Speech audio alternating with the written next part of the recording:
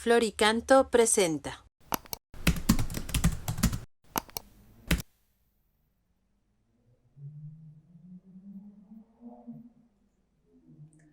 Punto 14 del compendio del Catecismo de la Iglesia Católica. La pregunta que formula es la siguiente: ¿qué relación existe entre tradición y Sagrada Escritura? Y responde: la tradición y la Sagrada Escritura están íntimamente unidas y compenetradas entre sí. En efecto, ambas hacen presente y fecundo en la Iglesia el misterio de Cristo y surgen de la misma fuente divina. Constituyen un solo sagrado depósito de la fe, del cual la Iglesia saca su propia certeza sobre todas las cosas reveladas. Bueno, recordaréis que en el punto anterior habíamos recordado que la tradición apostólica se realiza de dos modos, o que la revelación de Dios la recibimos a través de dos fuentes, ¿no? La tradición, o que también se llama, ¿no?, la transmisión viva de la palabra, y la Sagrada Escritura. Son dos fuentes, por lo tanto, tradición y escritura. Y ahora esta pregunta lo que dice, bueno, ¿y qué relación existen entre las dos? Para empezar, aquí lo que se subraya, para que quede con claridad, es que las dos están íntimamente unidas. Sería un absurdo pensar que el depósito de la fe católica, parte está en la Sagrada Escritura y otra parte está en la tradición viva, como que está dividida, está partida. Eso sería una equivocada concepción. Ambas, tradición y Sagrada Escritura, se iluminan mutuamente, ¿no? Para que nos demos cuenta de hasta qué punto, ¿no?, pues esa iluminación tiene lugar.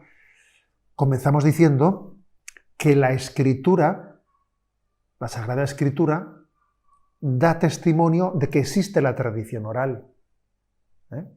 Por ejemplo, ese conocido texto que dice: yo he recibido una tradición, dice San Pablo, ¿no?, que a su vez os transmito.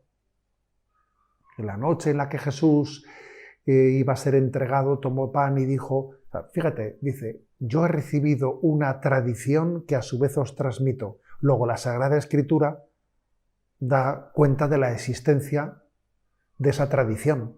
Y luego dice, además, haced esto en memoria mía. Hay muchos textos de la Sagrada Escritura que hacen referencia a esa tradición. Por ejemplo, os recuerdo, hermanos, otro texto de Corintios, os recuerdo el Evangelio que os prediqué, y en el cual habéis permanecido fiel, por el cual habéis sido salvados, si lo guardáis tal y como yo os lo prediqué. No dice tal y como os lo escribí, no, como os lo prediqué. O sea, sed fieles a lo que habéis recibido y transmitidlo con fidelidad, ¿no? O, por ejemplo, el texto de Gálatas, que dice: como te hemos dicho, ahora mismo yo también te repito, si alguno os anuncia un evangelio distinto del que os he transmitido, sea anatema. Pero os hago saber que el evangelio anunciado por mí no es de orden humano, pues yo no recibí ni lo aprendí de ningún hombre, sino de la revelación de Jesucristo. O sea que tenemos que ser fieles a la predicación recibida en el seno de la Iglesia. Estás recibiendo la tradición, sé fiel a la tradición y transmítela fielmente, ¿no? O sea, por una parte, por lo tanto, la propia Sagrada Escritura, como estos textos lo han demostrado, habla de la importancia de la fidelidad a la tradición.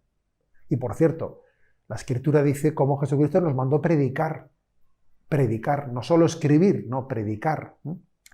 Y por otra parte, la tradición de la Iglesia es la que garantiza que los libros que han sido escritos son la palabra de Dios. A ver, ¿quién es el que ha decidido que estos libros son la palabra de Dios inspirada? Porque la Biblia es un conjunto de libros que han sido considerados por la Iglesia como palabra de Dios, como inspirados. Hay otros libros también, otros libros que no hemos considerado como inspirados, son los apócrifos.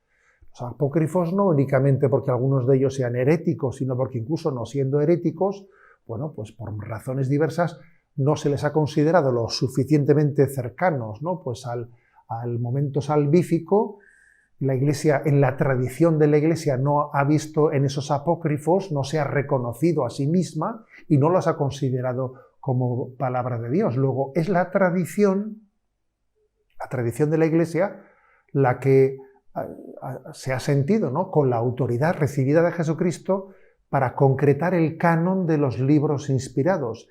¿Cómo se ha decidido que estos libros son palabra de Dios?